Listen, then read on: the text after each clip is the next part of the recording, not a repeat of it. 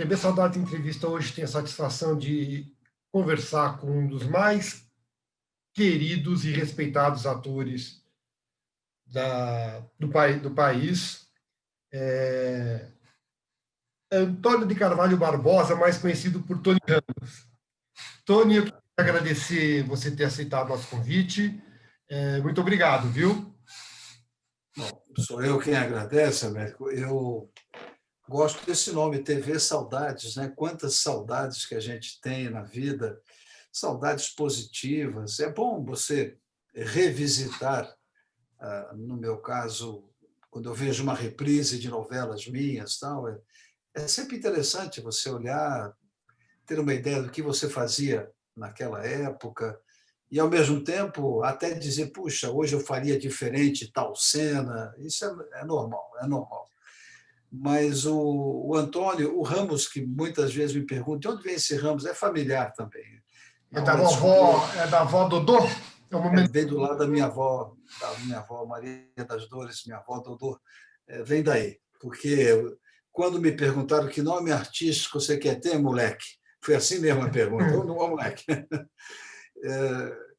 Mas não, carinhosamente, né? Eu falei, seu Ribeiro, era Ribeiro Filho, o grande diretor e grande criador da TV Tupi de São Paulo. Quando ele me perguntou, eu disse, seu Ribeiro, eu não sei, eu tinha 14 para 15 anos de idade, eu nunca pensei nisso, não. Ele falou, olha, Antônio é um nome muito locutor, não dá, vamos botar Tony, tá bom para você? Naquela época era comum Antônio virar Tony, por causa da influência do cinema e tal, né?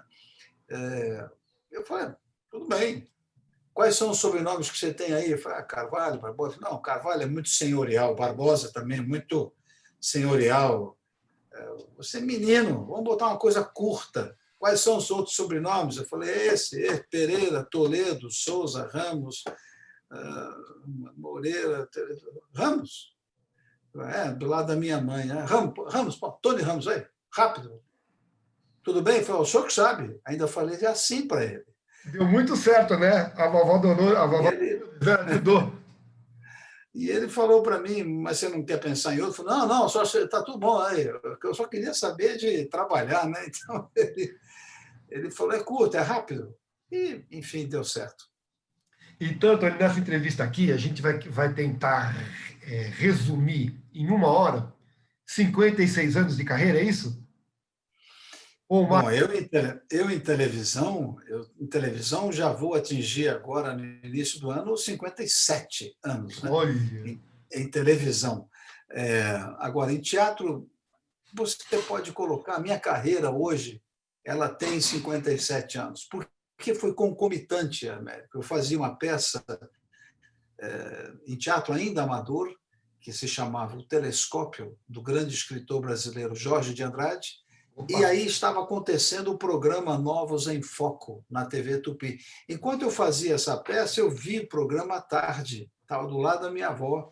Cheguei da escola e vi o programa, falei, o que é isso aí que a senhora está vendo? Ela falou, um programa que tem dentro da programação da tarde e eles mostram novos valores. Quem se der bem, eles vão aproveitando na própria TV Tupi. Aquilo me acendeu, né?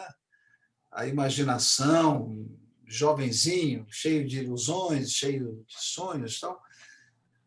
Sonhos que eu ainda tenho hoje, graças a Deus. Aí eu olhei para aquilo e falei, caramba, mas não falei nada para ela, né? Fiquei com aquilo na cabeça.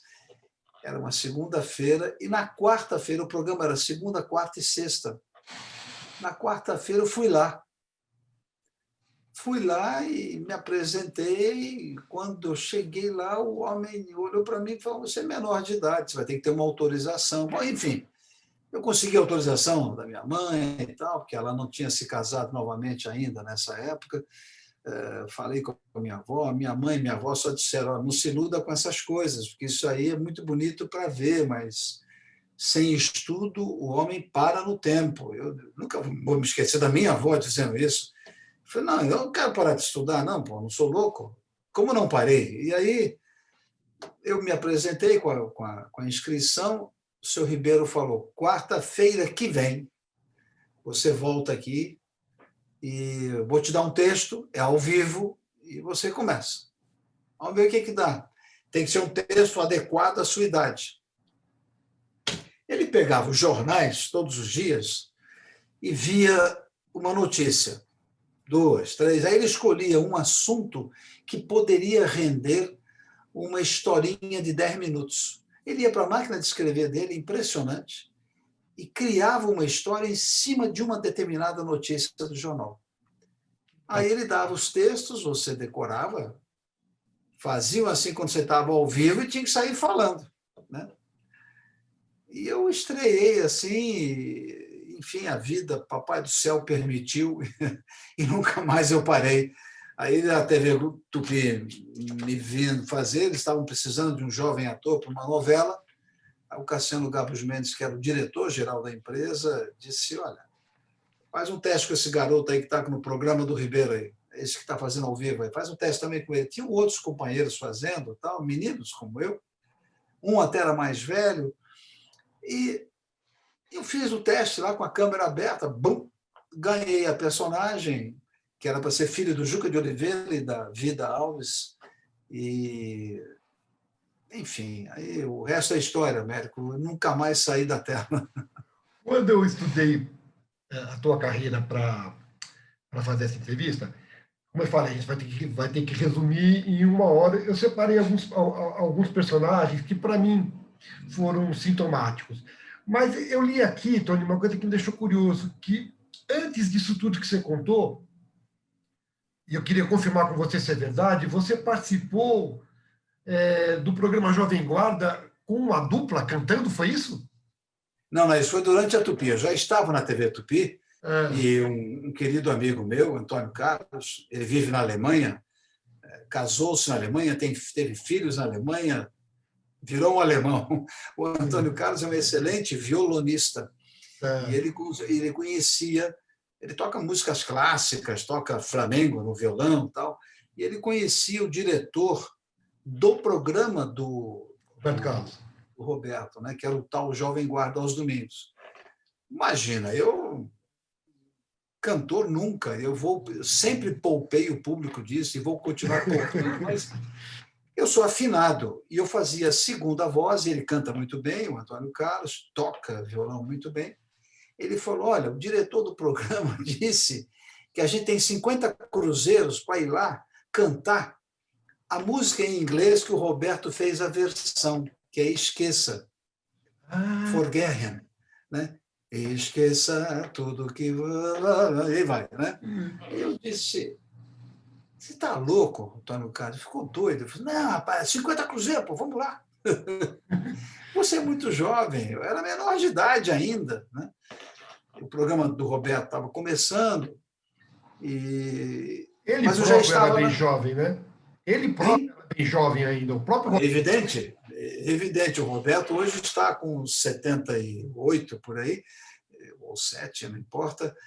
Eu estou contando uma historinha que ele tinha 25, 26 aninhos, pô, e eu tinha 17, eu acho.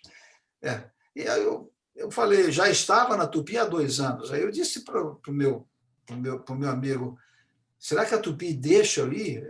Eu falei lá com o pessoal da Tupi, não tem nada a ver com novela, com teleteatro, pode ir. Que loucura você vai fazer, moleque? Eu falei, vou lá ganhar um troco. Foi só isso. Foi só isso porque o Antônio Carlos até achou que podia ser uma carreira. Eu nunca achei que fosse ser uma carreira, porque não é a minha praia. Mas fomos lá, ganhamos aquele dinheirinho muito útil. Meu Deus do céu, eu dublava filme para televisão, esse cachê que veio era quase, não era exatamente o meu mês de salário, mas era 20% do meu salário. Então eu fiquei louco com aquele dia de trabalho, né? Mas foi só isso. Mas, Tony, me fala um pouco antes. Quando que o menino Antônio descobriu a arte? Quando que você achou que o teu caminho era esse? Foi cinema. Foi pelo cinema. O cinema era a nossa grande condução de vida como entretenimento. E eu comecei muito cedo a ir ao cinema. Eu devo registrar aqui para você que é importante também na minha vida, o fato de minha mãe ter se separado do meu pai muito menina. Eu era uma criança de 2 anos e meio, 3 anos. Não chegava a ter 3 anos. E mamãe se separa, naquela época falava assim, desquite, né? Sim. E ela se separa e simplesmente teve o apoio da minha avó, o apoio dos irmãos dela. Nada contra meu pai, que Deus o tenha num lugar tranquilo, mas não deu certo. Essa coisa, não havia essa hipocrisia na minha família de põe essa dor para debaixo do tapete. Não deu certo, não deu certo. Tem que recomeçar. Minha mãe, uma mulher professora jovem, tendo a vida pela frente, e meu pai também tinha a vida dele pela frente. Então, fizeram lá os acertos, etc. Eu fiquei com a mamãe, claro, e com a minha avó.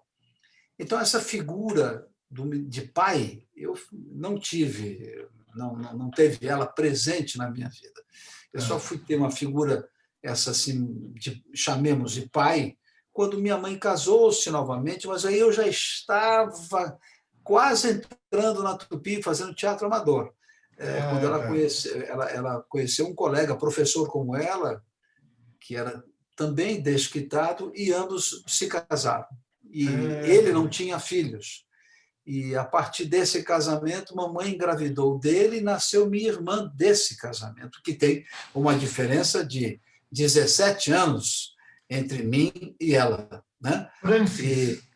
Francis, E aí, a partir desse casamento, é que eu fui ter essa ideia, essa noção dessa presença masculina constante na minha casa, porque os tios vinham, mas vinham, eventualmente, eles tinham seus casamentos, suas vidas, etc. Não era toda hora que um tio ia lá conversar. Isso era assim, uma vez por mês, naquela época. Um dos tios morava no interior de São Paulo, o outro morava lá perto de... Não, um tinha vindo para Niterói, enfim, não dava para ter esse contato.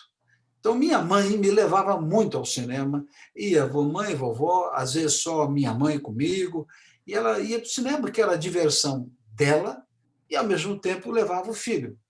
E eu me lembro de me sentar ali, ela me comprava um chocolatezinho e tal, e eu ficava olhando aquela tela, só que eu olhava a tela, via os filmes e saía comentando com a minha mãe aquilo que eu tinha visto, de um jeito que a minha mãe depois comentou comigo.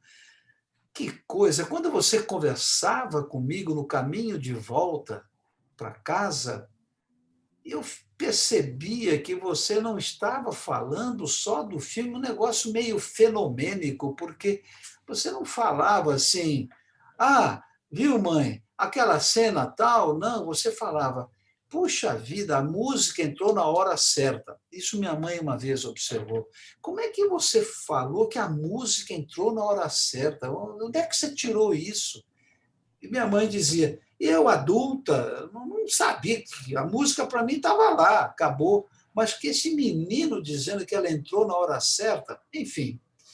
E aí eu descobri o Oscarito, que era o nosso grande nome do cinema brasileiro. Havia a dupla Oscarito e Grande Otelo, outro grande ator, que era Grande Otelo. Trabalhou com ele? Trabalhou com o Grande Otelo? Chegou a trabalhar com ele? Grande Otelo, eu trabalhei na Globo, mas sem estar com ele. Mas conversamos muito enquanto ele lá esteve, né? Tá. Que Deus o tenha também, o nosso grande Oscarito também. Mas eu olhava para o Oscarito e observava o Oscarito de um jeito que eu dizia, puxa vida, eu voltava para casa e começava a imitar, para minha avó, o Oscarito. E minha avó, às vezes, dizia, menino, para com essa micagem. Micagem. Que ela fala, micagem, para com essa micagem. Micagem é uma referência ao mico, porque o mico fica pulando de galho em galho, fica inquieto, brincando, tirando coisas, né? Mexe na coisa. Para, menino, fazer micagem. Porque eu ficava, às vezes esbarrava num vaso, às vezes, para fazer aquelas estrepolias do Oscarito. Minha avó adorava, eu sei que ela ria muito. Ela falou, mas por que você fica fazendo essas coisas, menino? E essa frase ficou para o resto da vida, para a minha família, que eu dizia várias vezes, eu quero ser um Oscarito na vida. Isso dito por uma criança é como um garoto hoje dizer para o Eu pai, quero ser um Tony Ramos da vida. não, eu não tenho essa pretensão, mas o garoto olha para o Neymar e fala, eu vou ser que nem o Neymar, pai. Né? Tem muitos meninos que falam isso, como na minha época, muitos falaram, eu vou ser tão bom quanto o Pelé ou mais. Né? E nem Sim. sempre dá certo isso, não é bem assim, mas é o sonho de cada um. Né? Então eu falei que você é Oscarito, aí minha avó olhava, minha mãe dizia, deixa ele, deixa ele. Né? E a vida seguiu. Só que eu continuava a assistir, eu ia ver a reprise do filme, eu ia ver um segundo dia o mesmo filme e ficava olhando, e ficava olhando.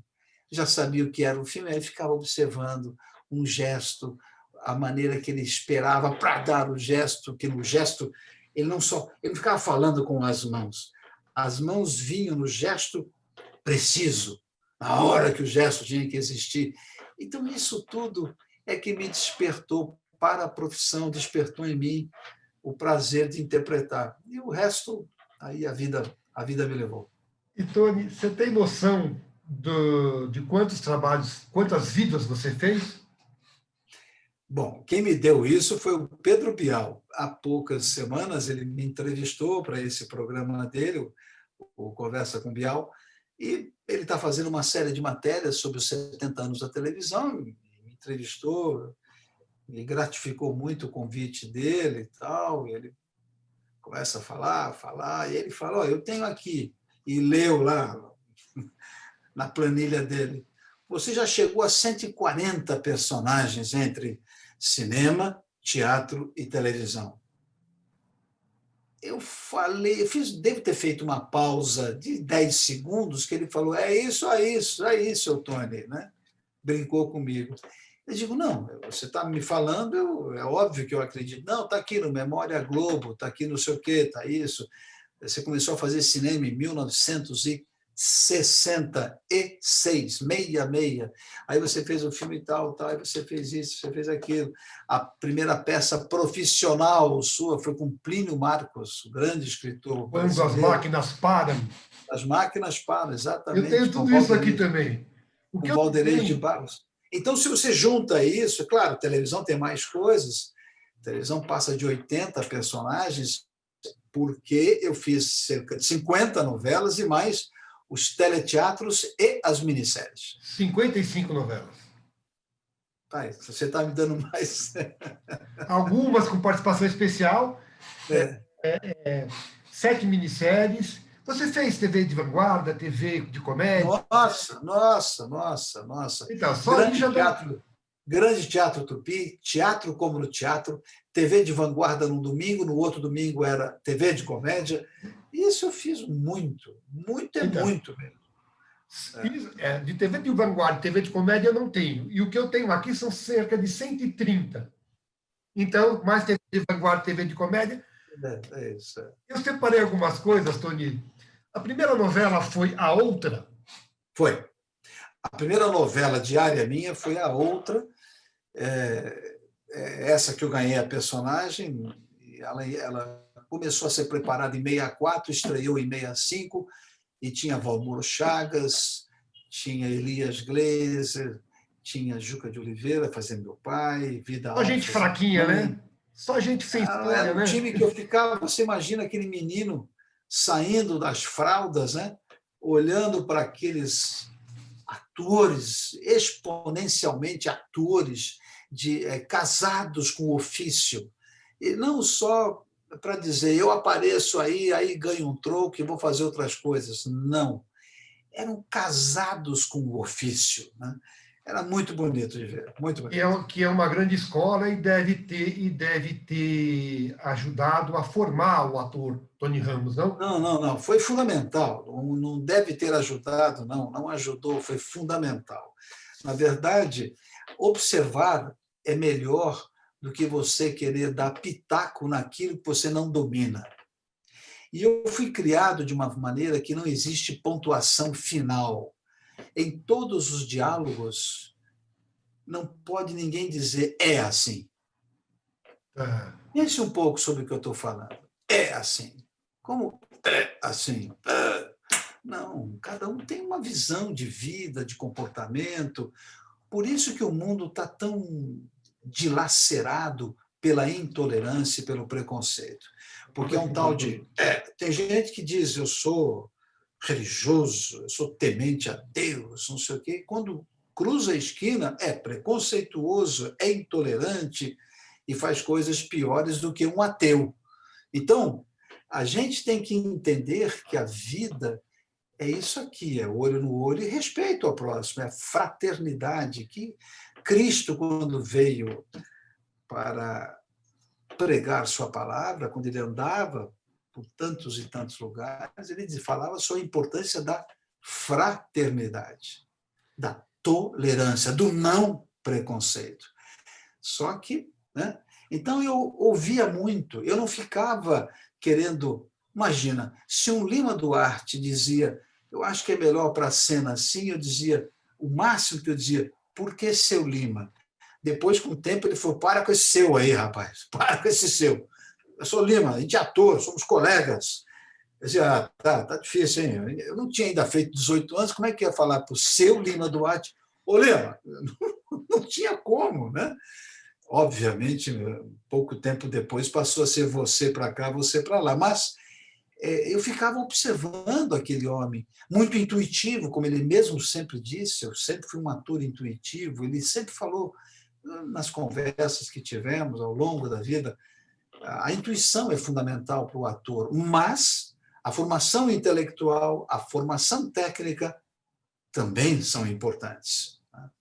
A formação intelectual não é sofisticação de cultura.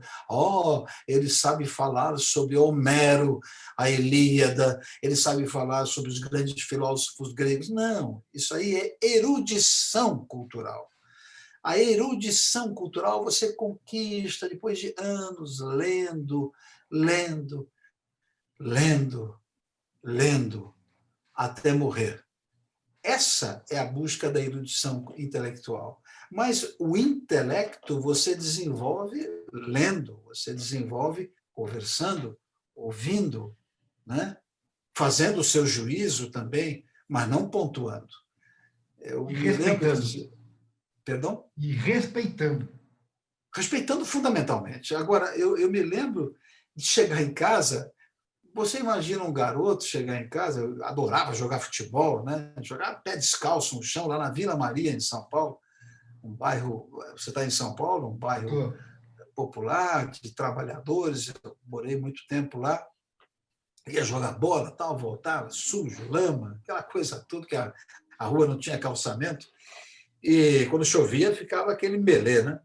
Mas tinha um campinho, a gente ia jogar bola, tudo, e empinar papagaio, ou pipa, como é no resto do Brasil. Enfim, tudo isso, uma infância normal, mas com duas mulheres zelando pela minha educação, minha mãe e minha avó Dodô. Quando eu voltava para aquela casa para almoçar, para tomar um banho, e às vezes eu chegava e dizia assim, fiquei sabendo que aquele homem lá, da casa tal, do número tal, tá rico. Minha mãe cortava, mas ela cortava de um jeito, nunca botou a mão em mim para nada, ela só dizia assim, fazia assim, ó. Ficou sabendo como? Você viu? O quê? Você fica falando que o homem lá ficou rico, comprou um carro novo, disseram que... Você viu? Não, não vi, é que estão falando, não quer dizer que você tenha certeza. Não repita o que estão falando. Ele pode ter comprado, porque ele teve um melhor salário no emprego dele, ele comprou em prestações, ele teve condições, mas não fica dizendo que ele ficou rico. Se ficou tão rico como você está falando, ele já não estaria nem morando aqui, com as dificuldades que temos nessa rua, não havia encanamento. Pensa um pouquinho, não repita aquilo que você não domina. Esta foi a minha infância, velho. Cresci com isso. É uma maneira delicada e inteligente de dizer, isso não é problema nosso. Claro, mas ao mesmo tempo me alertando para não... Como hoje tem com as tais redes sociais, neguinho recebe lá uma coisa, acha interessante e vai espalhando, né? Sem saber se aquilo é verdade. E é isso que acontece.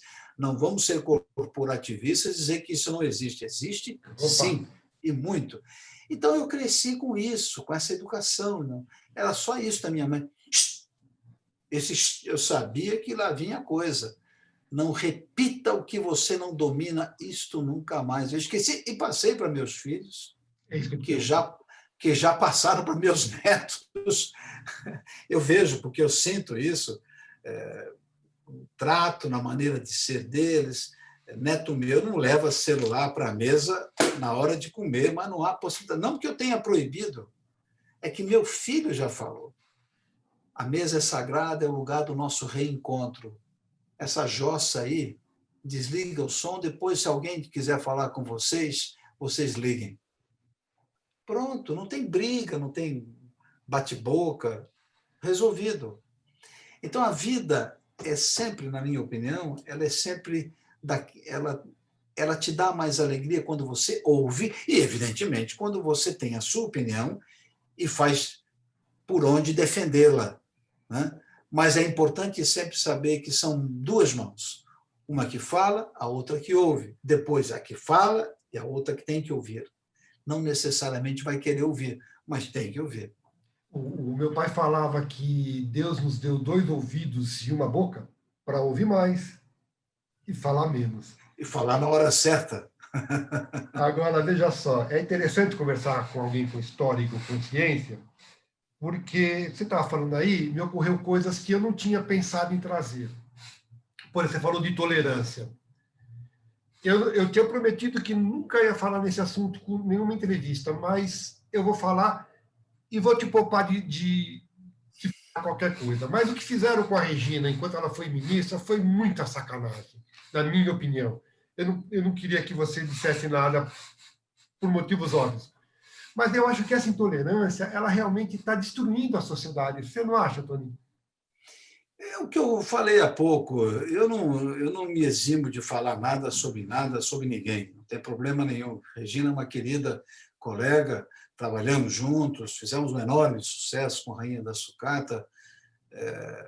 Ela sabe, hoje, acredito eu não tenho intimidade com a Regina e não tenho o direito de querer emitir uma opinião aqui de repente, não ser correto com ela. Mas ela deve saber que houve momentos em que ela se manifestou de uma forma equivocada. Isso sim. Mas também não se justifica uma verdadeira crucificação que foi feita com ela. É o Patrulhamento, né? máximo que eu falo sobre isso, respeito-a como atriz, como mãe, como avó, mas ela teve uma ilusão, não sei qual, nunca falei com ela sobre isso, repito, não tenho essa intimidade, não confere a mim nenhuma autoridade para eu falar sobre como ela pensa. Mas ela cometeu sim, equívocos na hora em que ela assumiu, na hora que ela estava lá dentro da secretaria, enfim. O problema todo de nós, seres humanos, é entendermos aonde a pessoa erra. Agora, a quem erra também tem que ter a grandeza de reconhecer quando errou. Certo. E eu acho que isso é importante. Olha, não queria ter falado isso e falei. Quero me penitenciar, errei, etc, etc. Mas aí é um problema de cada um. Mas você toca na intolerância, a intolerância, sim, ela está presente de uma maneira, nossa senhora, de uma maneira Terrível, muito, terrível. muito agressiva. E eu repito e insisto nisso, Américo. Eu sou muito religioso. Tá. Quem é meu íntimo sabe. Só que eu sou um religioso sem fundamentalismos, sem antólios, e muito menos sem rabo preso com ninguém. Eu sou um homem religioso que sabe o que é a fé, que acredita num Deus que eu não conheço o rosto, não me interessa, não preciso saber. Eu falo de Deus como uma energia maior. Tenho por ele, a palavra não é devoção, eu tenho por ele iluminação Olha que legal. e tenho principalmente um canal meu. Eu não conseguirei jamais dizer Deus falou comigo. Estaria mentindo. Como que Deus falou comigo? Como que é isso? Agora, eu eu devo e tenho respeito por quem diz Deus falou comigo. Esse falar comigo é quando a pessoa se sente iluminada, de alguma forma tem respondido seus anseios, suas inseguranças, suas dúvidas através da sua fé, através da sua oração. Então, isso eu acho que é uma maneira de religiosidade. Mas isso está presente no cristianismo. Eu sou cristão. Hoje em dia ficou fácil falar, fulano é evangélico. Não, eu também sou, porque se alguém segue o evangelho segundo o Velho e o Novo Testamento, sabe o que é o evangelho. É que fulanos são protestantes, que vêm lá de Lutero, que foi católico, que foi um bispo católico, vem de Calvino, né? Aí o protestantismo há 500 anos é criado, vem uma nova ordem, mas são cristãos, né? Eu sou católico, apostólico, romano, mas sou um ecumênico. Qual o direito que eu tenho, me diga, qual o direito que eu tenho de achar que os hindus, os indianos, que têm 8.000 anos de história, nós cristãos temos 2.000 e pouco, eles têm 6.000 e tanto a mais que a gente. 4 vezes mais. Por 6.000 anos, eu digo, 4 vezes mais. Por que eu vou dizer que eles não? Por favor, eu vou respeitar essa religião. Vou respeitar as religiões africanas, porque são manifestações através da natureza. Eu já li muito sobre isso. Li o que você não pode imaginar. A minha formação ecumênica também é da minha infância. Bem lá de trás, não é de ontem. Olha a importância quando você vai a Jerusalém e conhece melhor o que é a Cabala, o que são aqueles templos judaicos, as cerimônias lindas judaicas. Mas eles não reconhecem Jesus. Não, eles tratam Jesus como um profeta, como os indianos tratam Jesus como profeta. Por que eu vou ser contra o budismo?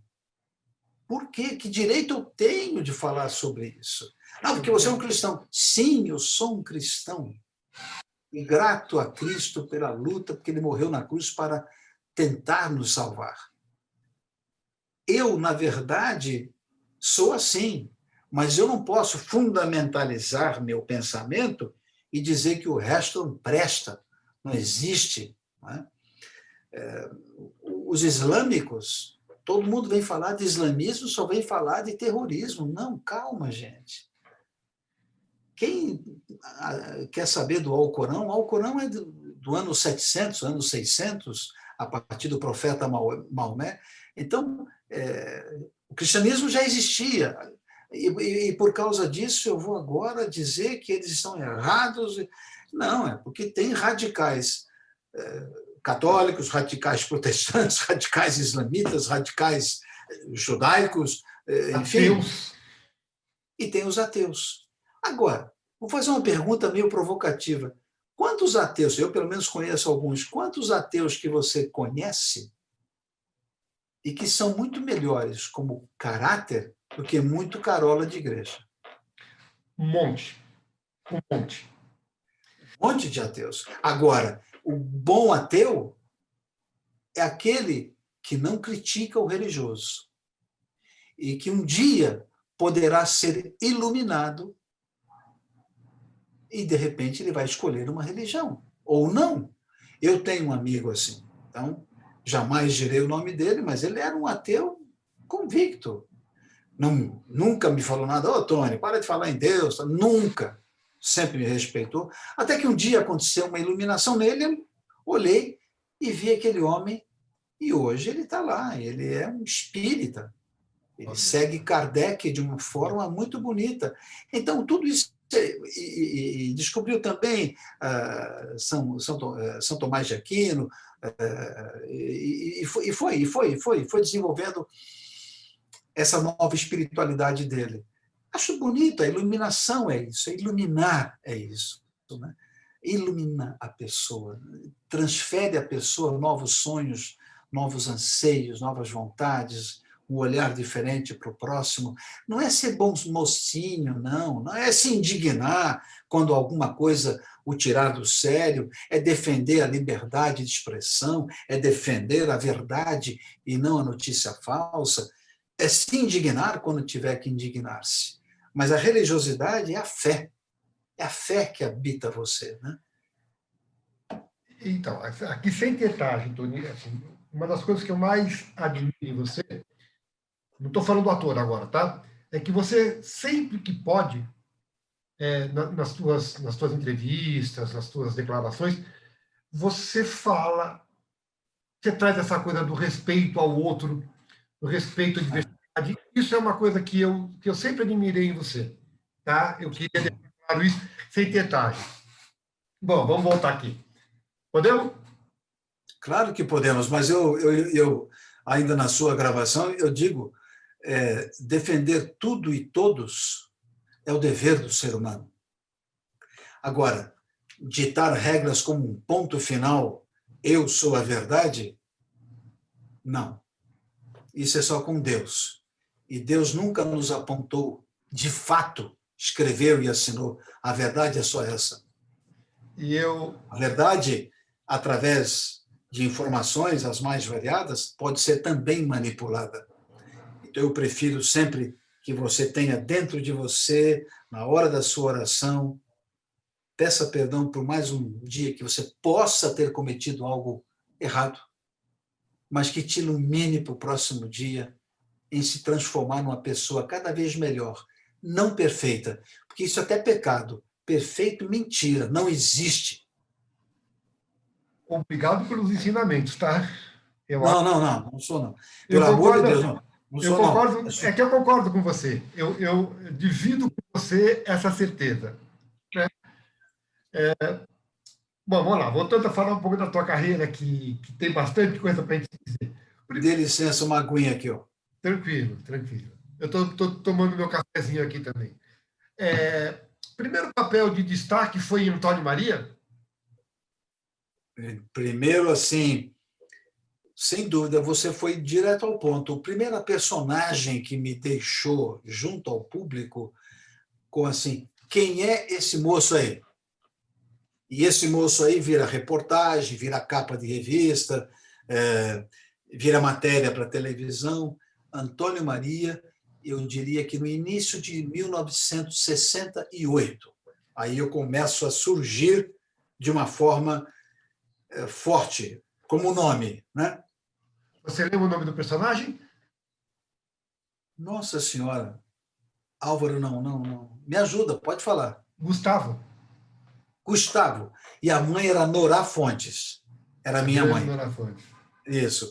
Gustavo, é isso aí. É porque logo em seguida vem uma personagem que foi ainda mais sucesso, que foi Rubinho, de Nino Italianinho. Sim, mas antes você fez o Antônio Ramos. Não, o Antônio Ramos é depois. Antônio Ramos é que não fui eu quem criou, não.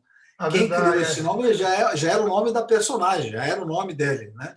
Era Simplesmente Maria, o nome da novela. Simplesmente Maria. O Nino foi antes, então. Nino foi antes. Nino ficou 300 e poucos capítulos no ar. Nino foi uma novela de um sucesso retumbante, né? Retumbante. Depois, o grande diretor e escritor, que era Geraldo Vietri, o Grande autor de Geraldo Antônio, Vietti, né? um nome muito deixado de lado pela história da televisão, mas um nome fundamental na telenovela brasileira. Dele eu te aponto os sucessos Antônio Maria, com Sérgio Cardoso, Nino Italianinho, com Júlio de Oliveira e Araci Barabanian, Vitória Bonelli, que eu também fiz, A Fábrica, e aí vai. Esse homem fez N sucesso. Você falou em Vitória Bonelli, eu queria falar em Vitória Bonelli, mas antes eu quero falar de outra. Porque Vitória Bonelli foi a primeira novela sua que eu vi inteira. Só que o que me chamou a atenção em Vitória Bonelli foi a extraordinária interpretação da Berta Zemmel. Maravilhosa. Porque eu não sei, porque fez. Eu era menino, Tony, e ver aquela mulher atuando, eu falei, meu Deus do céu. Porque o personagem, pelo que eu lembro, ele sofre transformações, ela era uma mulher. Milionária. milionária, ficou pobre, mas ela era reprimida, depois ela virou uma leoa para proteger os filhos, se não me engano, eram Isso. Richelli e a Ana Maria Dias, minha Ana amiga. Maria Dias, Carlos Alberto Richelli, Flamínio Fávero, que era o caçula, e eu fazia o filho mais velho. A, E a era o interpretação Tiago. a interpretação da Berta Zemi me deixou de boca Ela aberta. abria uma cantina no Bexiga, numa casa alugada, e aquela cantina que iria dar o sustento, porque o marido morre repentinamente, era o personagem do Raul Cortez, morre e deixa dívidas para aquela família, eles perdem a casa onde moravam, em pleno Morumbi, no auge do Morumbi, né? Hoje o Morumbi está cheio de prédios, mas naquela época, 71, era 71, 72, a novela foi um sucesso absurdo. Ali, naquele momento, a minha personagem se revolta com a nova condição da família. E era um tipo de vilania, os irmãos todos trabalhando, batalhando, já ajudando a mãe. Ele ajudava, mas com muita má vontade. Então, personagem muito rica que eu fiz, maravilhosa, que o Novela Geraldo excelente, Vieira né? escreveu. Novela excelente. A novela Novela excelente. excelente, novela excelente, excelente. Se hoje você fizesse, ela é atemporal. A única coisa que você teria que incluir seria o telefone e o celular. O resto, naquela época nem sonhava com isso. Mas o resto, uma novela pronta para ser regravada hoje. Aí você fez a viagem, eu destaquei a viagem pelo seguinte: você fez a viagem, A primeira viagem. a primeira viagem da Tupi, Ivani Isso. Vitória, que é outra fantástica autora. Aí, essa novela teve um remake, que o teu personagem foi feito pelo Maurício Matar. Foi. Isso. Você já fez também personagens, você já fez remakes que outros atores fizeram. Por exemplo, você fez o Coronel Boanerges, que foi o Cláudio Correia e Castro. Isso, eu fiz Selva de Pedra, Que o que o Francisco Chico tinha Coco. feito, o Cristiano Vilhena, Você fez Cabocla. Cabocla, Selva de Pedra, Cabocla. Como é que é isso? Por exemplo, primeiro assim, como é que é você ver um outro ator? Você dá um pouco de ciúmes? Como é que é isso? Você viu Bom, o Maurício Matar fazer, você se sente um pouco dono do personagem? jamais. Tanto que eu vou lhe dizer agora.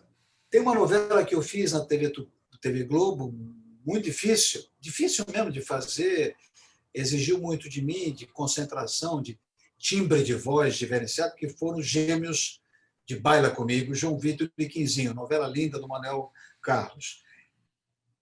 Eu sempre disse ao Manuel e à própria TV Globo, vocês deviam refazer essa novela.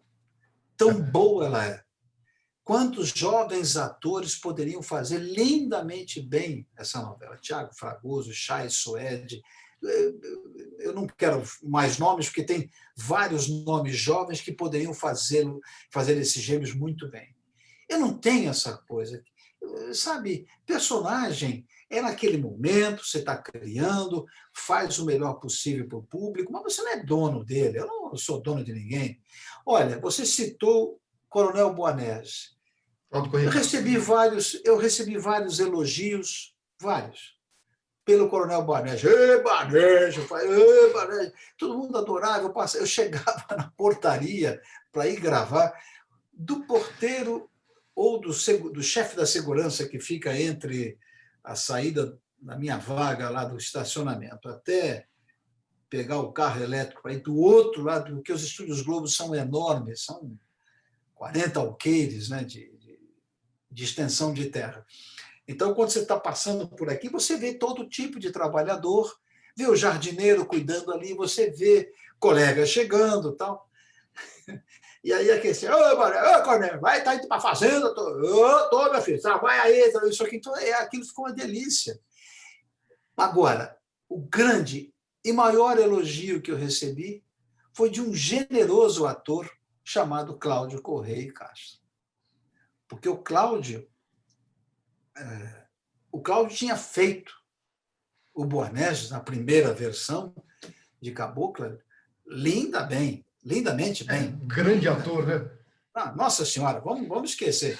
Cláudio Correia e Castro era um absurdo de ator e tinha uma formação clássica de artes plásticas. Ele estudou em Firenze, em Florença, na Itália, quando jovem.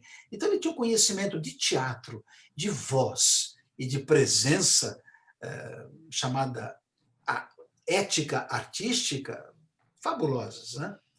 E um dia eu estou chegando para o Estúdio A para gravar, vem um carrinho elétrico e eu ouço alguém dizer, para. Mando parar o carro. Ele falou, Tunico? Eu olhei, Cláudio, como é que você está? Não fala nada. Eu só quero te dizer que lindo ver a sua interpretação de Boanerges. Eu falei, mas esse personagem é seu. Ele falou assim, é nosso. Eu estou feliz em vê-lo fazendo. Eu me divirto com você fazendo.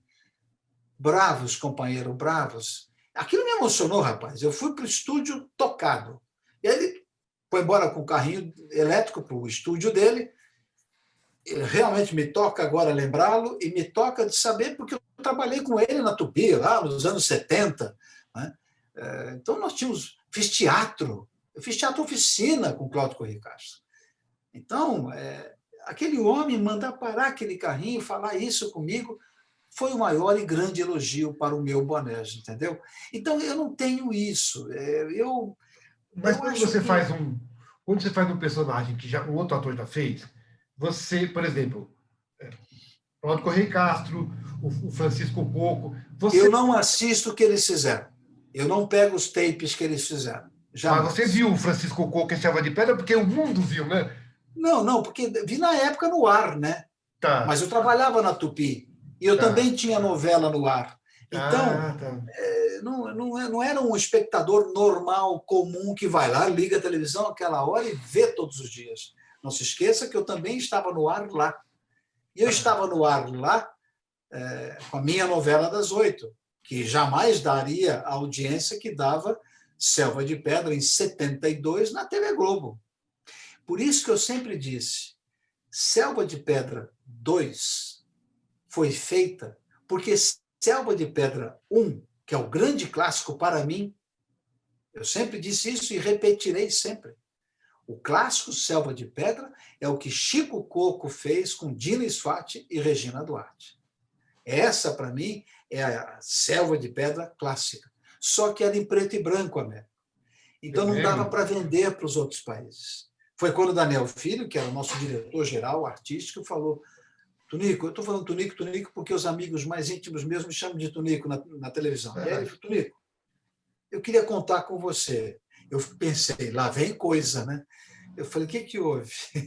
Fala logo. Ele falou, não. Eu tenho uma história de Janete Claire que é simplesmente maravilhosa, como de fato é. Selva de Pedra é uma big história. Mas eu preciso refazê-la em cores, porque senão eu não vendo. Eu só tenho uma história, mas não tenho as imagens.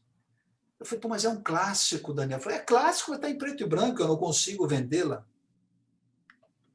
Eu falei, bom, eu adoro esse personagem Cristiano Vilhena aí que você está me apresentando. Vamos começar a direção inicial de Walter Avancini, vai ter Cristiano Torlone fazendo um, Fernandinha Torres fazendo essa personagem e tal. Eu falei, caramba, Daniel, vamos embora. E a novela foi sucesso também, né? Muito sucesso. Sim, claro que foi, e vendeu. Ele vendeu para mais de 80 países.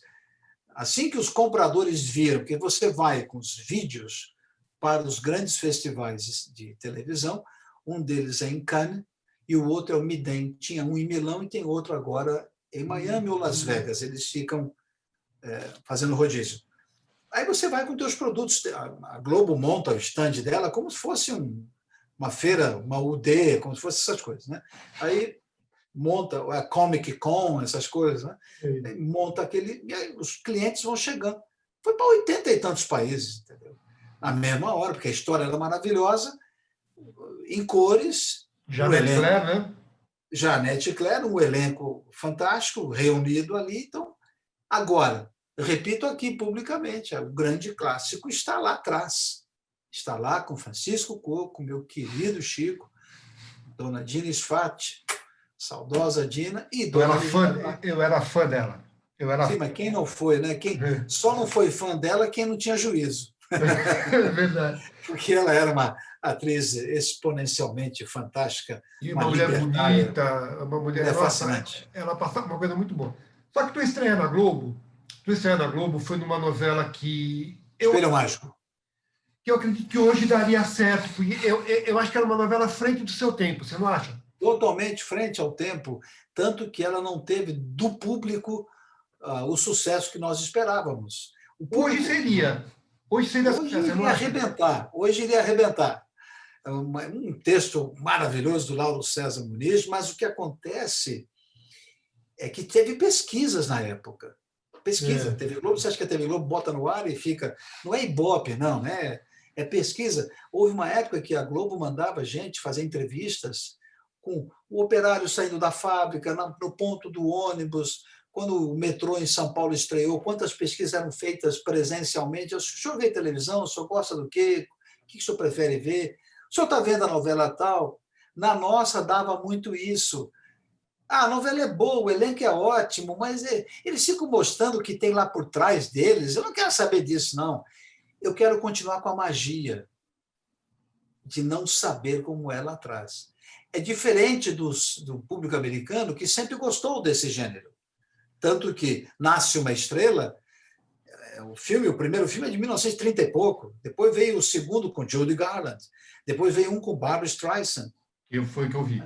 Depois veio a minissérie Nasce uma Estrela, e depois veio com a Lady Gaga, agora, ela e o Bradley Cooper, e mostrando aquilo tudo por trás, aquela cantora, aquele cantor. Mas aqui não funcionou em 76, o público ficou meio reticente. Repito, teve ótima audiência, tal, mas a Globo percebeu que ela não ia ficar 8, 9 meses como ficavam as outras. Então, ela cumpriu o destino dela, terminamos muitíssimo bem, veja só, terminamos com tudo isso com 62 no Ibope, 62 dos aparelhos ligados, e logo em seguida estreamos o Astro, de Janete Claire, aí fez pum, aí A foi. gente vai falar do Astro, mas, por exemplo, o Espelho Mágico tinha Tarcísio Meira, Glória Menezes, Glória, Lima Duarte, Juca de Oliveira, Ioná Magalhães, Sônia Braga, Sônia Braga, ali tem que era um ícone para todo mundo. isso. Mauro Mendonça Filho, você tinha Mauro Mendonça, tinha Carlos Eduardo Labella, Rosa Maria Butim, você tinha Pepita Rodrigues, você tinha. Meu Deus, era. Ginane Machado, Genani, música especialmente composta por Tom Jobim, que é uma loucura. Olha só. Hoje seria uma novela, eu tenho certeza que faria sucesso. Agora vem o Astro, você falou no Astro, um sucesso retumbante. Em que você protagonizou o primeiro nu masculino na TV. Estamos falando de 1978, 79, é isso? 70, final de 77, início de 78. É que ela começou, eu comecei a gravar final de 77, fui com ela até setembro, mais ou menos, de 78. Agora, o engraçado é que isso foi apenas não foi o que chamou a atenção na novela. A novela era uma novela fantástica, né? Nossa! Agora, teve o fato do primeiro nu. Como é que foi para você fazer isso? Era constrangedor, rapaz. Esse negócio de dizer que fico nu à vontade aí e tal, eu não sou disso, não. Mas eu tinha que ficar nu. E nu fiquei. Como fiquei nu depois em O Sorriso do Lagarto, baseado na obra do João Baldo Ribeiro, fiquei nu depois também em Primo Basílio, do Essa de Queiroz, fiquei nu também lá com a Júlia Gunn fazendo a cena. Tinha que ficar. Isso faz parte do jogo, do ator. Isso não me demerece, nada, não me deprecia, não cria em mim. Ao contrário, eu acho que é o contrário. Eu acho que é o contrário. Não, pois é, mas é que muitas pessoas estranhavam. Como é que você pode ficar nu? Eu falei, gente do céu, esse homem faz um voto à lá São Francisco de Assis, recusa-se a ter a roupa que o dinheiro do pai compra, vai embora. Azevedo, aliás, outro bárbaro, né? Dionísio Azevedo, maravilhoso. Aí sai de casa, vai para a externa, eu nu, como dizia o Daniel Filho sempre para mim, nu em termos, porque esse monte de pelo aí parece que você está com um casaquinho de cachemir. Mas, enfim. E não era o Tony, era o Márcio, né? Márcio Rayala, filho do Salomão Rayala. Era o Márcio que estava nu, né? Era o Márcio. Então, eu no começo, eu fiquei meio assim, e me lembro de ficar constrangido não por estar nu, constrangido por estar nu assim. Figurantes, mais 20, se você olhar a cena, você vê uns 40 atores em cena, aí tem a Esse externa, Falco, Isaac Bardavi. tem a externa, aquele monte de gente e tal. Isaac Bardavi, que fazia o outro tio. E aí você vai andando no meio daquele povo. Mas o bonito foram os aplausos ao final de tudo isso. Dos colegas e dos técnicos, porque havia um silêncio. Ninguém ficou, eu, peladão, ó pelada aí, não sei o quê. Nada. E a cena emocionou o grande público, né, Tony? Nossa Senhora, nossa. Aquilo no dia seguinte foi ao ar numa quinta ou sexta-feira. No domingo, naqueles resumos que tem caderno de TV, hoje em dia não tem mais caderno de TV, mas naquela época tinha, era cartas, críticas explicando o porquê da cena. Foi uma cena de muito sucesso que Dona Janete e o Daniel Filho tiveram que negociar com a censura, porque havia uma censura militar muito férrea. A censura era antes previamente feita no texto e depois em cima da imagem. E aí a Dona Janete falou, olha, eu não quero causar sensacionalismo, não, eu quero mostrar que esse homem, frente a uma injustiça que o pai comete na fábrica, ele faz isso, isso, isso. A censura, ok, liberou. Então, sabe, você tem que entender que você deve falar tudo em dramaturgia. Essa coisa de, isso é muito forte, isso não pode. O que não pode? Quer dizer que vários assuntos nós devemos colocar por debaixo do tapete e fingir que não existe? Não. Há que se discutir, mas discutir com responsabilidade para depois você tirar uma moral daquilo, né? Agora, na verdade, proibir ou proibir... Né? A dramaturgia, na minha visão, é mais do que... é um alerta.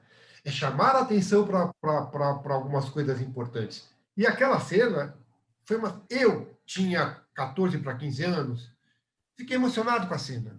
Eu não vi nenhum... nada de... Cena lindíssima, lindíssima. Muito bonita, muito bonita. Depois veio Chega Mais, que foi uma novela que você fez com a Sônia Braga, Isso. Mário Prata, né? Não, essa era do Carlos Alberto Novaes. Carlos Eduardo Novaes. Carlos Eduardo Novaes, perdão. E foi... Não foi sucesso, não foi. Não foi sucesso, não foi sucesso, não. Mas ela também, quando me perguntam qual a personagem que você elege na sua carreira, que novela você mais gostou, são perguntas comuns e normais que se façam. Não escolho nenhuma. Chega Mais foi importante também para mim. Claro. Eu não gosto dessa coisa de eleger um que parece que nessa trajetória minha eu estou traindo outros personagens. Você está me entendendo? É um filho que você não escolhe. São todos. Eu não me arrependo de nada.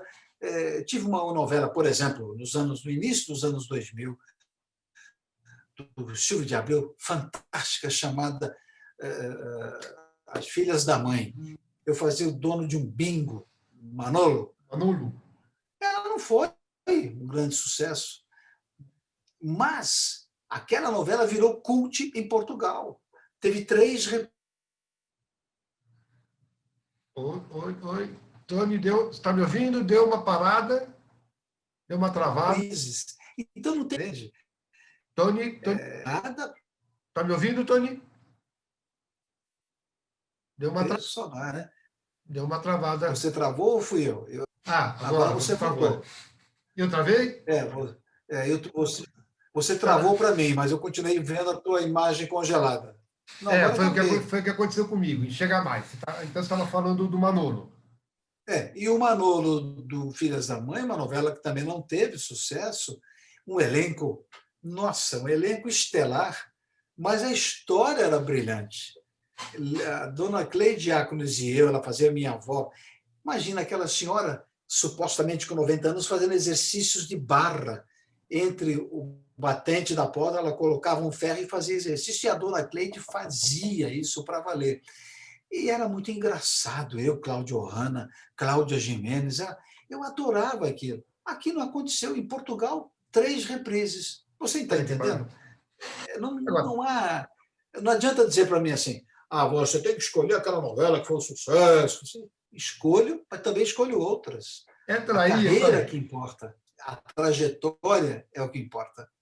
você falou de Baila Comigo, que você fez dos Gêmeos, a gente passou meio por cima. Agora, teve uma novela que ela foi muito...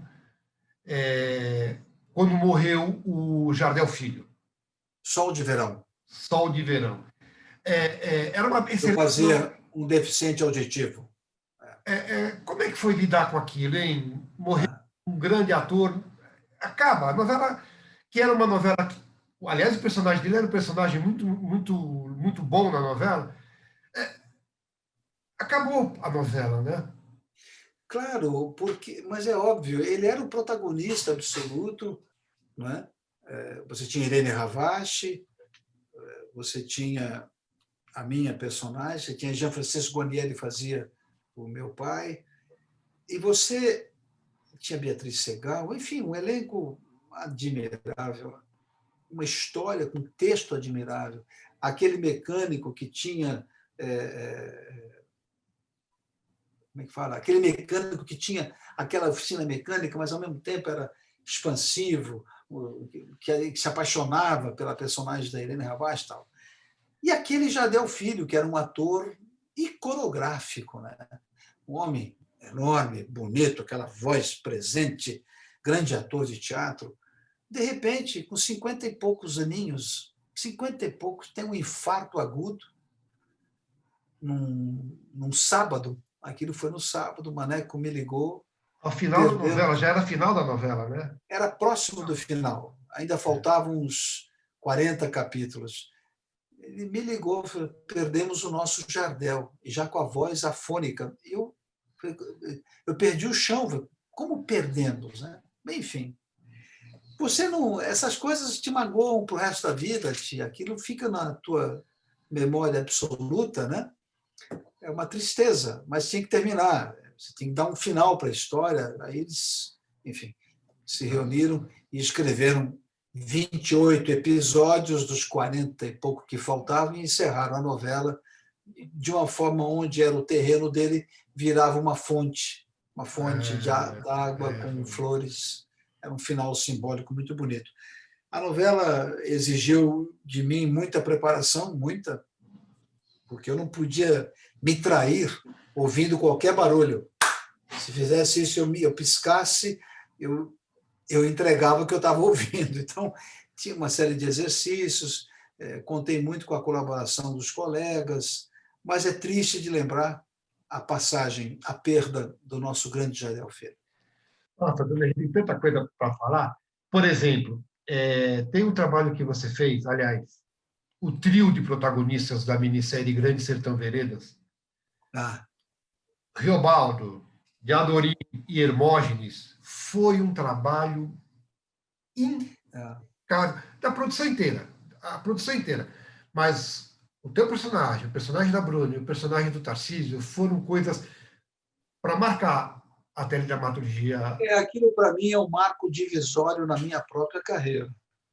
É, Sim, sem dúvida é. Eu tinha 37 anos de idade, já tinha percorrido 23 anos de profissão e acontece o Grande Sertão Veredas a partir do convite do próprio Walter Avancini, que no início eu falei, você está louco, eu não posso fazer essa personagem. Ele falou, para de falar besteira, você não é burro, burro você não é. Esse Sertão de Minas, você está achando que a gente vai fazer a Caatinga nordestina com tipos como Lampião e Maria Bonita. Não, é o sertão mineiro que invade a Bahia, é outro tipo de colonização. Você tem que prestar atenção à história do... Aí eu falei, claro, estou dentro. Na mesma hora eu vi que aquela bronca amorosa era no sentido de eu parar com excesso de zelo comigo mesmo, que eu deveria encarar aquilo como não um desafio, mas, no mínimo, um estímulo novo na minha vida. E foi o que aconteceu. É um marco divisório, sem dúvida alguma. Aí eu pude fazer outras personagens a partir daí. O público foi junto comigo, porque em teatro eu fazia de tudo.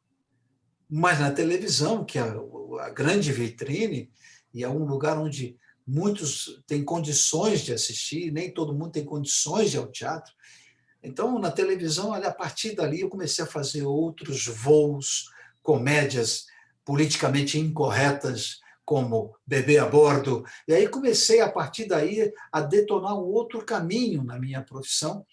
E, sem dúvida alguma, eu sou muito grato e reconheço como um marco divisório na minha carreira. Foi lindo fazer aquilo, foi lindo. E você, E ali você... eu pude... Desculpe?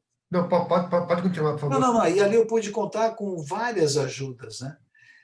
A preparação foi muito difícil, Américo. Era cavalo todos os dias, às 7 horas da manhã, lá no Exército, com equipamento pesado sobre as costas, porque passava-se no início do século XX. Então, eram mosquetões que são muito pesados, não são essas armas levezinhas e modernas, né? Tiro e, principalmente, fundamentalmente, treinar, dar tiro sobre o cavalo, largando a rédea. Aquilo me preocupava muito. Se alguém vê filme aí, fala, é mole, vai lá, dá um tiro em cima de um cavalo e solta a rédea para você ver onde você vai parar. Né? Esse era primoroso, né? Houve treino. O capitão que nos dava o treino dizia, joelho é fundamental aqui. Eu conversava muito com os cavalos, né? E depois, quando eu fui para o sertão, eu conversava com ele, eu beijava a testa dele aqui de manhã. Eu dizia, Zulu, bom dia. Ele já, com 4 meses de trabalho, ele fazia assim, minha. E era um cavalo inteiro. O inteiro é o cavalo que ainda não foi castrado, para quem não sabe. Né? Então, às vezes eu tinha que tomar muito cuidado quando ele sentia o cio das éguas à volta. Aí você tinha que saber controlar, dava um tapinha assim no pescoço, e calma. Aí eu puxava um pouco com as mãos, saía da anca dele, ia lá, levava perto da égua, ele cheirava, não sei o quê, eu falei, pronto. Aí levava a égua para lá, eu vinha com ele para cá. Tudo isso era um truque que eu não sabia, foi sendo explicado para mim, né?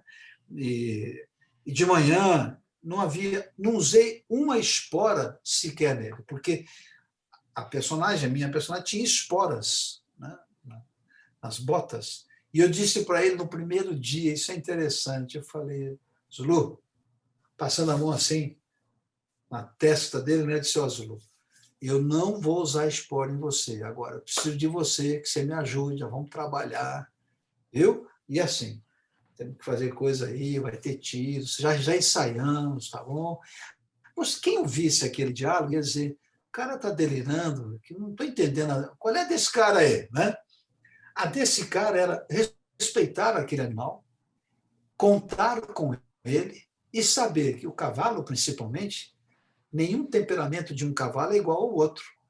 Então, eu tinha que entender com quem eu estava lidando.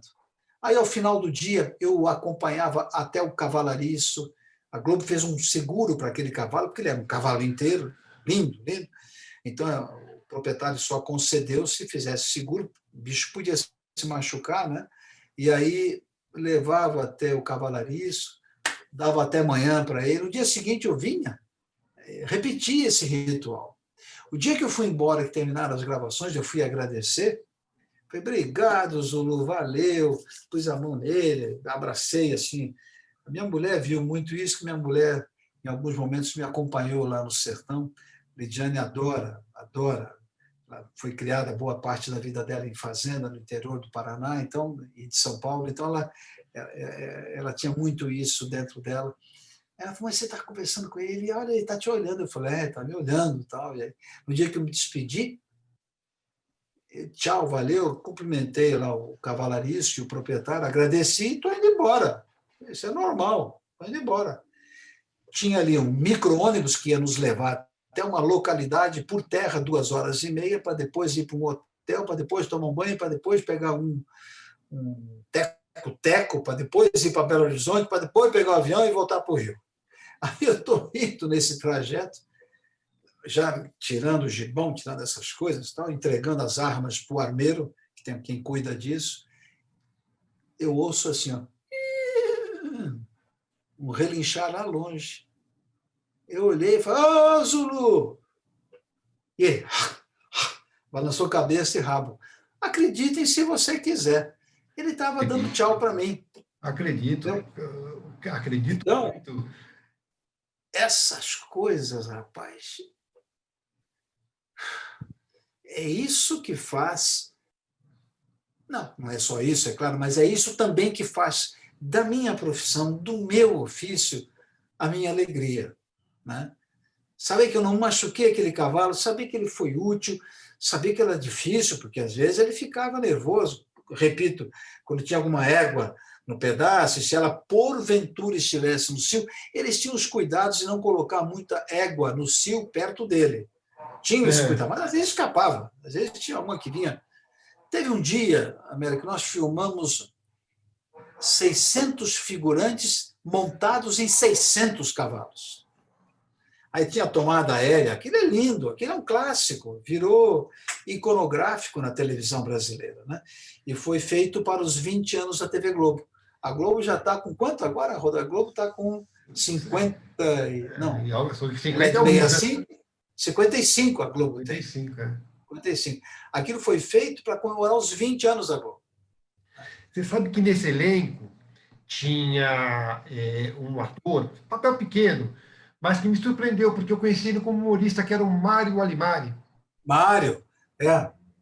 Eu gostei muito de ver ele assim. Agora, a gente tá indo para. Mário Alimário fazia o quartelzinho do Pé com Pano na Tupi. Que eu participei como criança.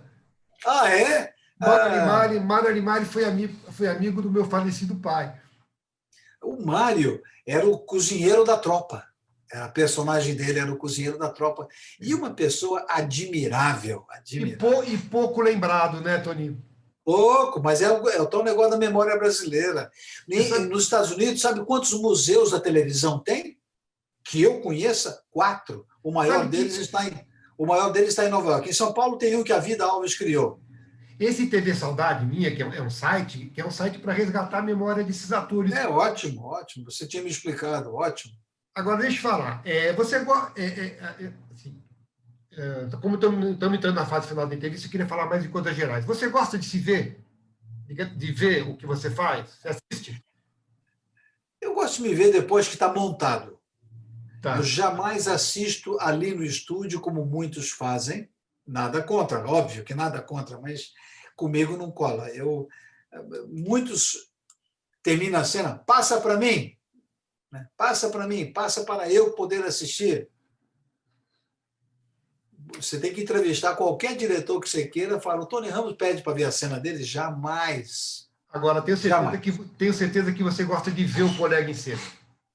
Vou lá e aplaudo.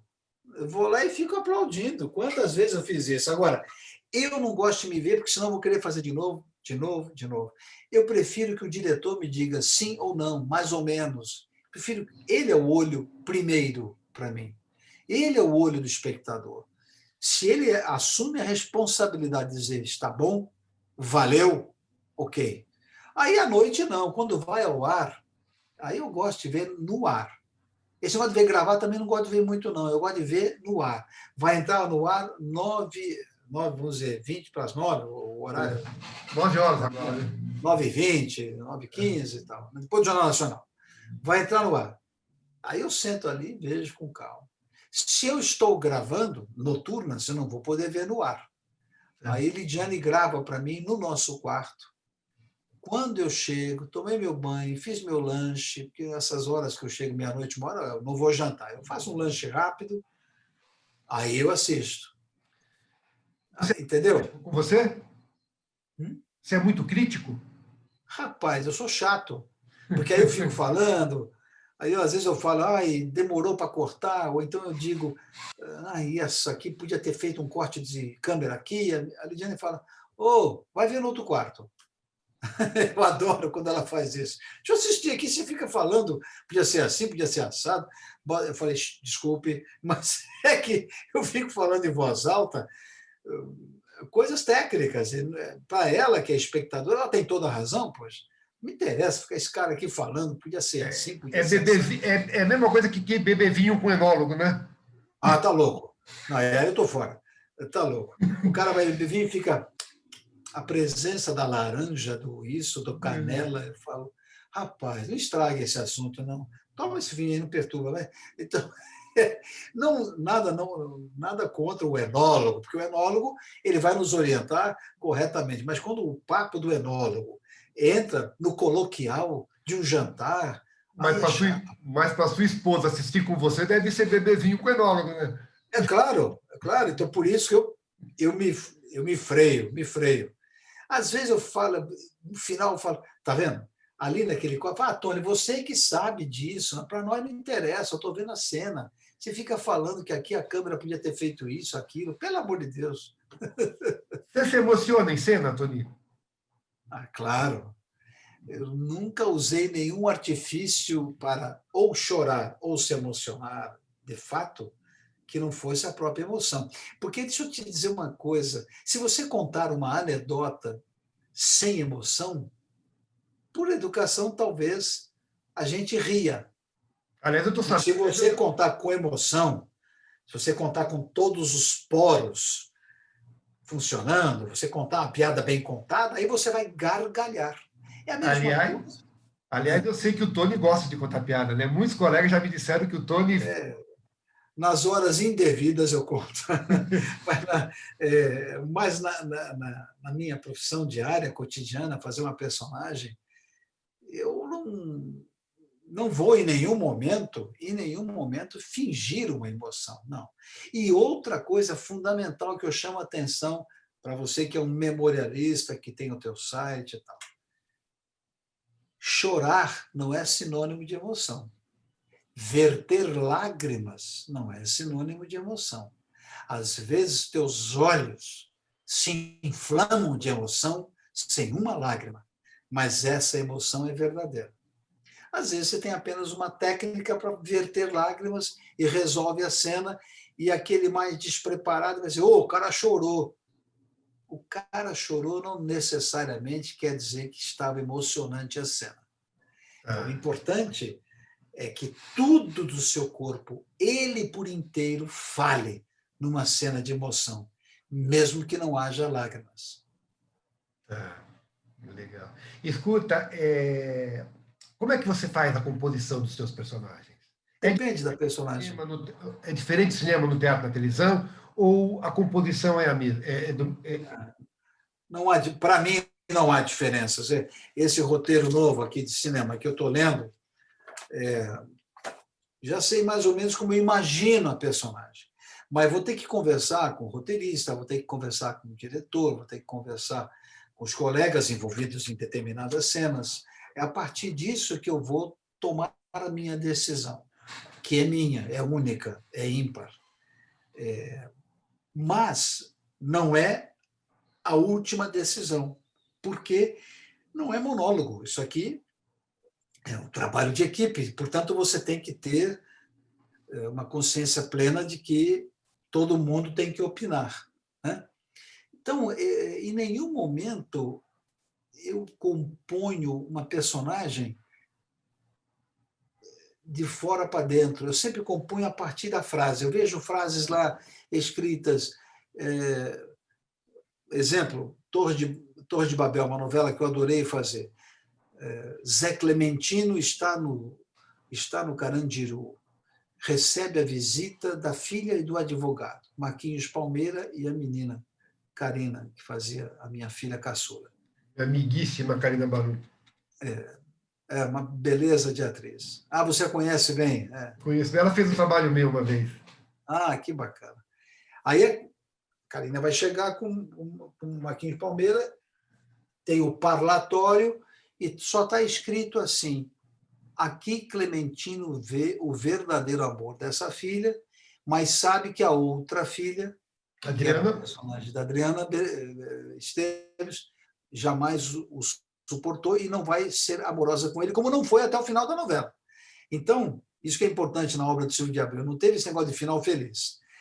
Aí, ali eu encontro a alma da personagem. A alma da personagem Zé Clementino está no fruto do meio. Ele nunca foi criado com amor pelo pai. O pai foi um homem que teve uma relação com a mãe dele, Clementino, terrível. O pai era um déspota e, ao mesmo tempo, criou naquele ferro velho de qualquer jeito, agora ele tenta ser um pai para aquela menina, mas ele matou a mãe daquela menina. Como é que ele lida com isso? Este universo confuso na mente do Zé Clementino é que me ajudava. Então aí era mais introspectivo, a voz era muito mais profunda e as pausas eram muito mais sentidas, que eram as pausas de quem fica confinado numa penitenciária. Ele tem um tempo de falar diferente daquele que está no dia a dia, está livre. Então, tudo isso eu fiz para compor. Esse personagem também foi um personagem, como que eu posso dizer? Polêmico. Não, que também marcou, né? Porque essa novela, eu faço uma leitura, não sei se é uma leitura correta, mas as duas famílias principais, que era a família do Clementino e a família Toledo, que era do Tarcísio Meira, eram duas famílias desestruturadas, não? Sim, claro, claro, claro. Tanto que eles tinham um filho, uma família riquíssima, que era o personagem de Marcelo Antoni, maravilhoso personagem, que era um dependente químico grave, né? E houve muita intolerância da plateia. O público não queria ver aquilo, não. Não quis ver a relação da Cristiane Torlone com a Silvia Com a Pfeiffer. Silvia Pfeiffer. Várias coisas assim. Isso estou falando do início dos anos 90. Hoje você já trata disso 30 anos depois, 28 anos depois, sei lá, você já trata isso de outra maneira, 26, não importa. Você já trata de outra maneira. O que é fundamental é a gente entender que cada época tem uma história. Houve momentos, quando na época tinha censura, que você encontrava o espectador na rua, não tinha esse negócio de rede social, essas coisas e tal, e o camarada falava, mas a novela é tudo água com açúcar, não trata dos assuntos. Eu falava, mas não pode, não dá, o senhor sabe, tem censura. Mas, pô, tá chato isso.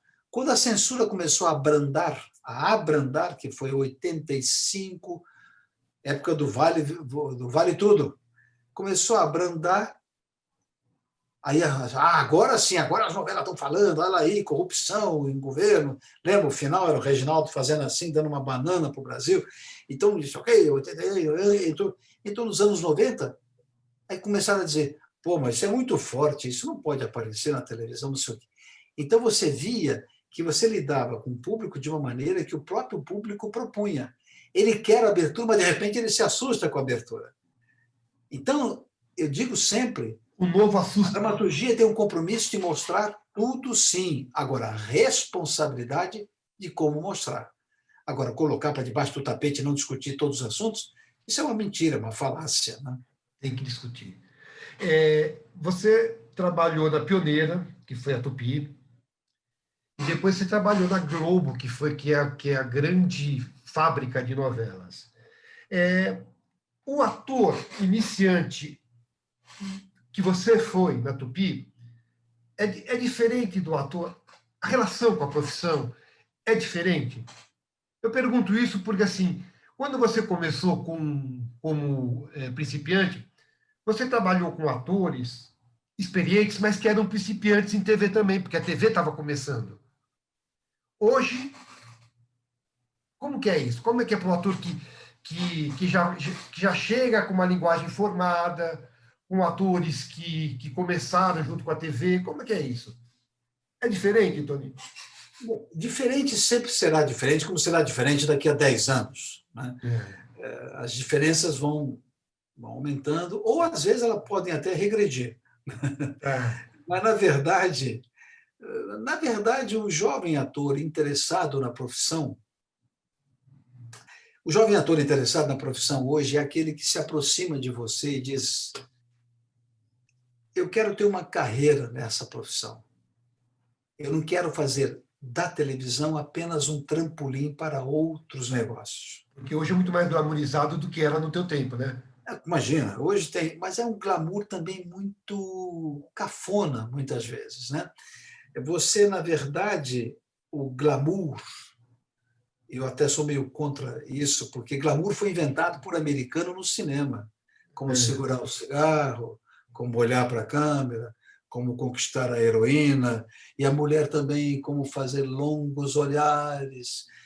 Essa foi uma técnica e tática americanas para conquistar continentes, e conseguiram. Então, fazia o glamour, a vida do artista, inatingível, ele era um ser acima. Eu nunca acreditei nessa jossa. Eu acho que isso é uma mentira perigosa e horrorosa. Quer dizer, Mas muitos atores jovens buscam isso, né? muitos podem acreditar que seja isso a perpetuação da sua carreira. Não é. Saiam dessa enquanto é tempo. O fundamental é entender que a carreira ela compõe-se de teatro, cinema, televisão.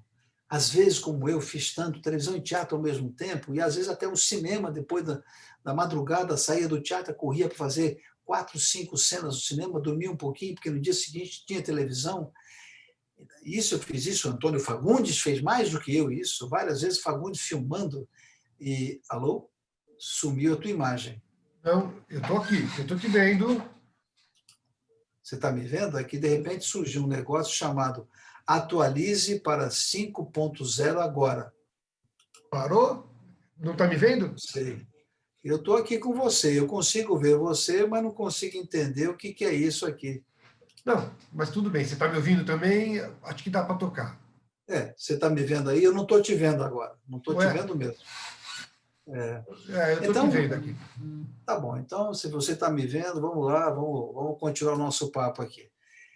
Então, esse jovem ator, ele vai ter sempre que entender que a profissão não é só quantos seguidores ele tem. Isso é importante, ok, seja feliz. Mas o fundamental na carreira dele ou dela é entender que percurso você tem que fazer como ator ou atriz, como é que você quer ser quando você tiver 50 anos, nem 50, 40, 50, 60, no meu caso, 72. Como é que você quer caminhar com essa profissão? Ou não é interessante para você, então você assina teu destino. Você poderá ser uma celebridade, ganhar muito dinheiro, é claro, hoje em dia as formas são muito variadas, né? Através dos diferentes, como é que fala, modelos de rede social e tal, e tudo bem, mas na minha época você começava a carreira olhando a carreira como um norte, né? Aquilo que você queria, que você pretendia. Nada errado com quem decide por um outro caminho, mas é um caminho com data certa e, às vezes, uma data que, quando você quiser recuperar a carreira de ator ou atriz, pode ser tarde. Não Por sei. isso muita gente fica no caminho, né? Por isso também, né? Mas é fundamental o estudo, é fundamental o trabalho. Olha aqui, vamos deixar claro, pode ter sua rede social, por favor, tenha. Claro, não está Mas não claro se. isso.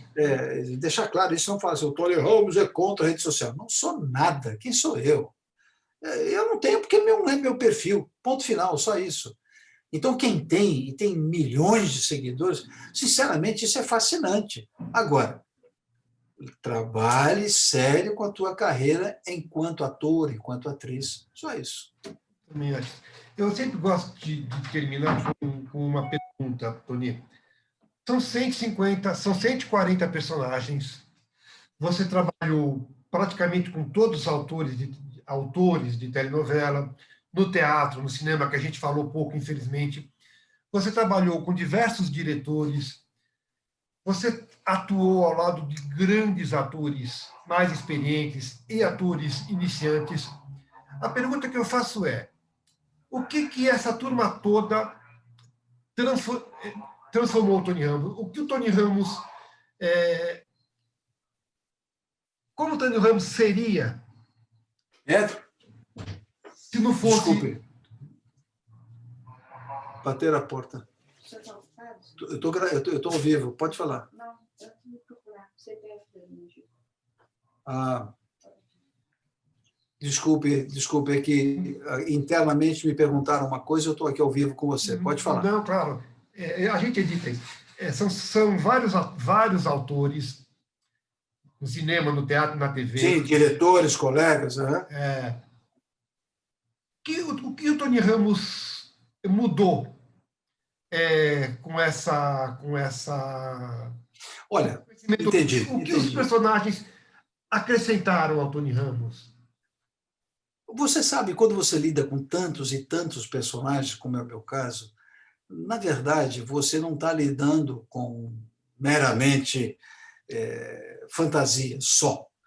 Você vai pegando coisas, você vai, por exemplo, o Miguel de Laços de Família, eu sempre gostei de ler, mas de repente, na época do Miguel, eu tripliquei a minha leitura. Aquilo me levava instintivamente a ler, às vezes, 2 livros ao mesmo tempo. Né? Tá me vendo de novo, Tony? Tenho visto sempre, ainda Não, mais não, eu na digo assim, quarentena. você está me vendo de Hein? novo? Tá, voltou a... Não, eu não estou vendo você, não. Tá, Você sumiu. Paciência, não estou vendo. tá. Não há menor, por não sei o que houve, mas de repente sumiu você e escreveram na tela atualize para 5.0, pum, sumiu. Mas já que você está me vendo, que bom. Vamos continuar. É.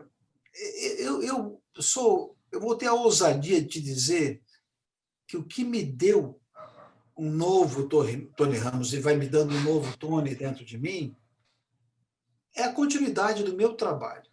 O Antônio que habita dentro de mim e que, por acaso, permite o Tony Ramos, de vez em quando, atuar, esse Antônio, só a vida, o tempo de vida, o tempo de vida em comum com a minha companheira, com filhos, com netos, esse Antônio, ele só virou um outro Antônio, um Antônio melhor, posso lhe garantir, com os anos, cada vez mais.